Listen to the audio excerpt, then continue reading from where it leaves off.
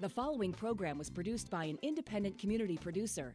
The opinions expressed do not necessarily reflect those of the Weymouth Community Access staff or its board of directors. WCA, in compliance with FCC regulations, is prohibited from exercising control over the content of independent member-produced public access programming.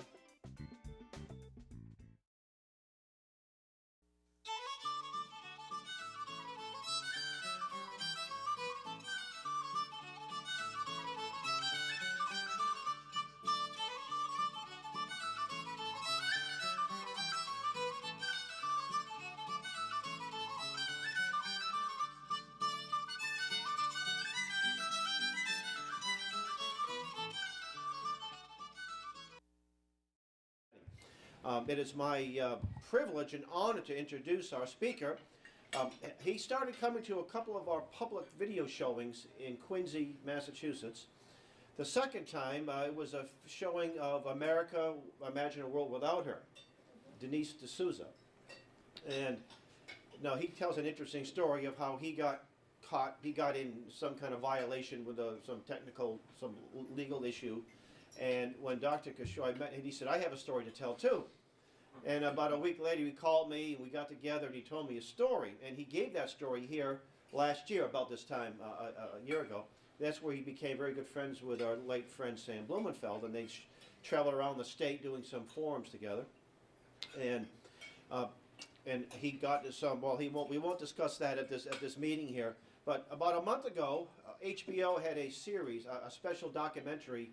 It was called The Heroin Cape Cod USA, Heroin Addiction USA, or something like that. And it was, I didn't get a chance to see it, but except excerpts of it, but it was quite interesting that we are having a heroin epidemic, not just in Massachusetts, but around the country. So I thought I'd bring him here to discuss that topic. And Dr. Kishore is from India. He came here in the early 70s, and he is perhaps the world's top addiction specialist. Wow. An MD, and I'm going to try this one, a distinguished fellow of the American Association of Addiction Medicine. I think I got it right? So it is a privilege. Let's give him a nice warm welcome.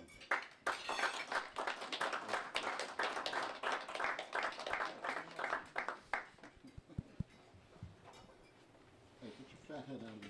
Sorry. Thank you, Hal, for that nice introduction. And it's a real privilege and honor to be here with all my good friends and supporters. I truly enjoy joining the society events and be part of it. I think we're all kindred spirits here. And at this day and age, we have this problem, the heroin epidemic in Massachusetts.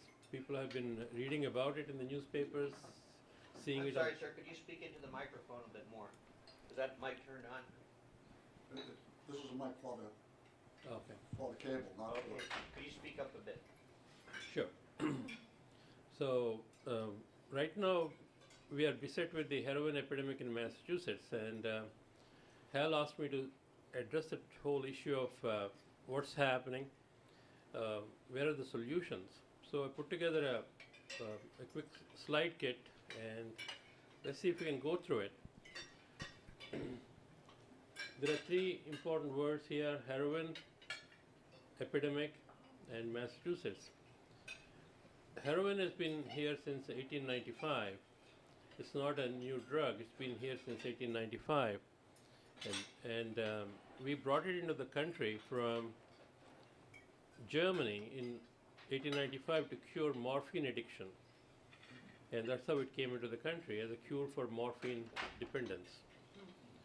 Morphine came into the country in 1862 when we had the Civil War, and the soldiers were injured, and they were given heavy doses of morphine to help with the pain.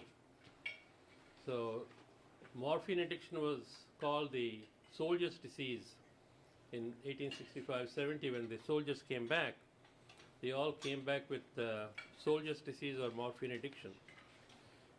And that continued for 30-40 years. When we began to feel it's out of control, we brought in heroin. In 1914, the society had enough with it, so let's banish it.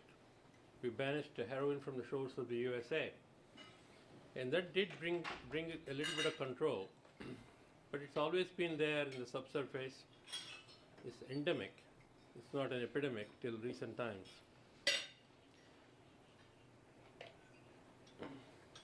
What is addiction? The definition is pretty broad. If you look at my society definition, this is a short definition. The original definition is at least 2 pages long, so they condensed it to a couple of paragraphs. Even then, it's a hard thing to follow. If you read it through, addiction is a primary chronic disease of brain, reward, motivation, memory, and related circuitry. Everything we do in our life involves brain, reward, motivation, memory, and related circuitry. So, in what way is it different? A dysfunction in the circuit leads to characteristic biological, psychological, social, spiritual manifestations. Everything we do in life can have the same effects. This is reflected in the individual pathologically pursuing reward and/or relief by substance use and other behaviors. Too broad. Addiction is characterized by inability to consistently abstain, impairment in behavior control, craving, diminished recognition of significant problems with one's behavior, interpersonal relationships, and a dysfunctional emotional response. We have that to many other situations in our life. Like other chronic diseases, addiction often involves cycles of relapse and remission. Without treatment or engagement in recovery activities, addiction is progressive and can result in disability or permanent premature death. This is the 2016 definition. Does this definition make any sense? It's too broad, too vague. It's very hard to really pinpoint and figure out what's happening in the addicted person. I think this is a much simpler definition. Addiction is a conundrum wrapped in a mystery, buried in an enigma, and shrouded by secrecy. So this is what, when people go to AA meetings, that's what they call it. It's complex and hard to understand. It's a bit of a mystery. Why it happens, how people get addicted, how do people get de-addicted, why some people relapse, why some people don't relapse, why some people die, some people survive. There are a lot of mysteries about addiction. And AA has much simpler principles. You're powerless over it. And it's worked for many, many years, since 1930s. The Alcoholics Anonymous has been the mainstay for addiction treatment, and they have tremendous success to report. So we got to make things simpler for people to get a grasp of it. But the definition that the society put out is too complex and hard to understand. So we look at the principle, energy equals mass into constant square, explains all the things we need to know about energy and mass in the universe. So good definitions are simple. So we have a very complex definition which is hard to implement, hard to figure out what's going on, and are we looking at the right tree? If we ask a fish to climb a tree, it can't do it. And it's the same way with the addiction arena. It's a very powerful addictive substance, and it's dangerously addictive.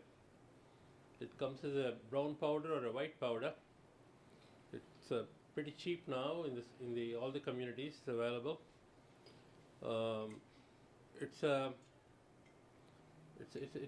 are at a dangerous level of addiction with the substance.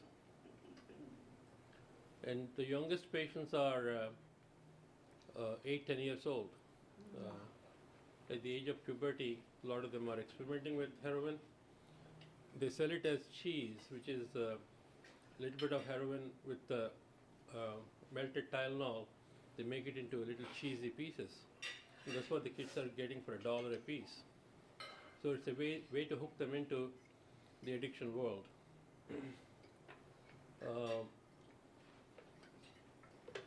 It's in every community. It used to be very much an inner city problem.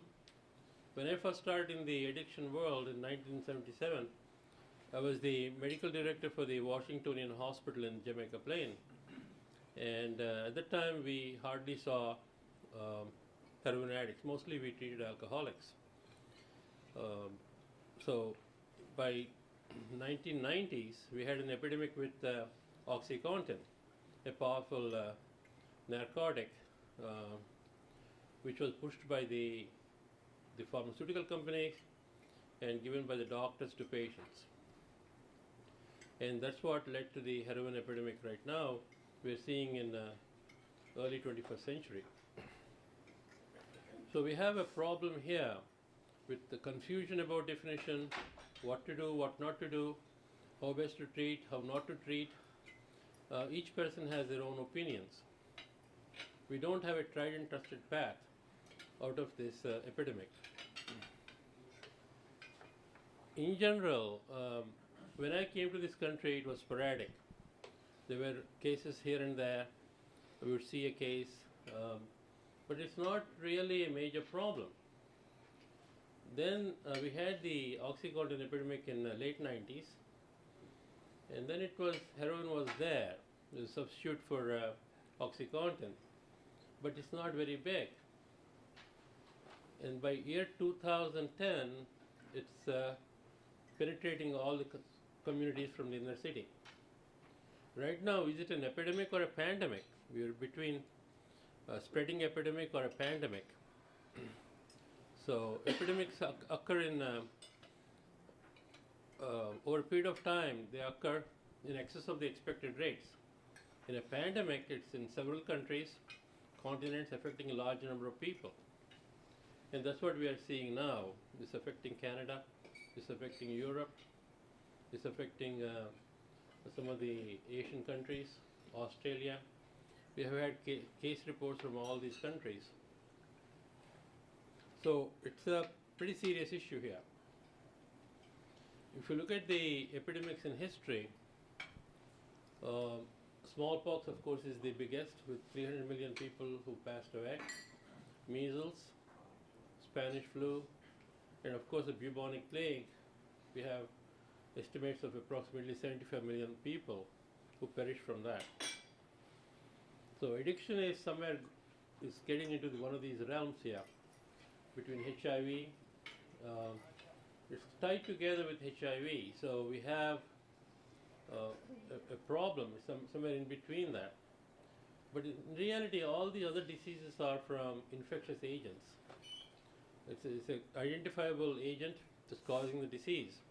Whereas with addiction, we still cannot say, is it the person, is it the substance, or is the environment that's causing the disease, or all three? Obviously, it's all three. It makes instinctive sense. It's not, person has to be vulnerable, the drug has to be available, and it should be used in a way that becomes addictive. So we have all three angles of the triangle, and it's right now rolling through all our communities. Just to give you some numbers, it's very hard to get good numbers. This is not an infectious agent. We have to assume certain things. Denial is part of the disease, so people do not have good numbers. So it's all guesstimates here. We can see the skyrocketing use along with the skyrocketing death rates. And in our communities in the Northeast, it's really galloping compared to the South and West. The problem here has been multiplying at a very rapid pace. So obviously we need to do something, but what is it that we should do? And that's where we are not able to make much progress. Once again, the statistics are here. They're self-explanatory. And the age is 12, and many drugs are in the play. Down below are the list of drugs in the drug bazaar. PCP is also called angel dust, marijuana, inhalants, LSD, cocaine, so on and so forth, barbiturates, heroin, sedatives, tranquilizers. All of these are pushed onto the young fellas. So these people are starting their addictive careers at, I'll say 12, 13. So it's a huge problem here. The youth of the country is getting affected. The backbone of the society, the young adults. We can once again see the heroin skyrocketing. Opiates they're trying to control it by having the physicians write less prescriptions, but that has resulted in a heroin epidemic. Massachusetts is yellow to orange. It's getting from lower to the higher levels of addiction. Once again, the numbers are suspect. We don't have good data. So we've got to work with what we have. This once again, it's Boston is about 13.83 people per 100,000 passing away in 2014. We are 2 years behind already with our numbers. We can see the brown, dark brown, and the yellow colors across the state. And in the rural areas, we don't have good numbers. So we have to assume we have a statewide problem here. And how do we tackle this? We cannot do it by just having a neighborhood or a small township get clean. We've got to do it as a statewide problem. And this once again is where we are missing our targets. So we can see the 2015 approximation is 684. I think it's more like 1,000 now according to the most recent data. This is the known deaths that have been examined and proven. There, for every one case that they have, there are many cases that are not diagnosed. So we have a hidden epidemic here with an iceberg phenomena. We don't exactly know the extent of the issues. And for the past few years, they have not kept good statistics. So we are working with incomplete data. We're trying hard with varieties of drug courts, drug-free communities, drug courts, high-intensity drug trafficking areas. Varieties of approaches are being adopted. But in reality, Tom, we want to pass on the first one? This one. Yeah.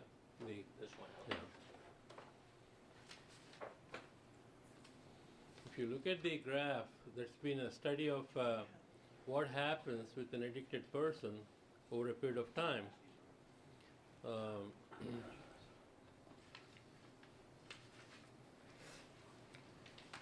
We can see, if you look at the graph, that if you follow people over a period of time, what they say in AA is very true. Jails, institutions, and death. Out of 100 people who get addicted, about 23 people will make it to safety and stay safe over a period of time.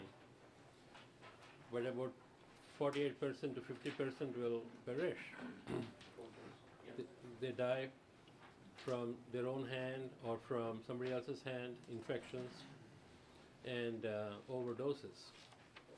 So it's a huge curve of people who do not survive over a period of time. So this requires an urgent approach. We got a problem where the youth of the country are getting addicted at a young age, and the lifespans are shortening by at least 20 years. If you live in the society for 74 years on the average, addicted person probably has about 20 years less of that lifespan. So we need a different approach. Jails, 4% of them stay in jails, and vast majority are using a little bit here and there, and they are trying to survive by chipping or using a little bit. So we have a major epidemic that requires a different solutions. It's not work what we are doing. So the approach I adopted in my practice, I practiced vigorously with many communities from 1991 to 2011. During the time, I adopted a public health approach, which means many small practices over a large geographic area. We made it into a primary care approach. Addiction is considered a mental health problem by many people. So they have to see the psychiatrist or psychologist or social worker or go to a mental health hospital to get care. That's an expensive proposition. It's very hard to do it. So you got to adopt a primary care approach. You got to do preventive medicine approach, which is difficult for doctors to adopt to. Doctors treat a disease after it comes to the notice. It's very hard for them to take care of patients before the disease happens.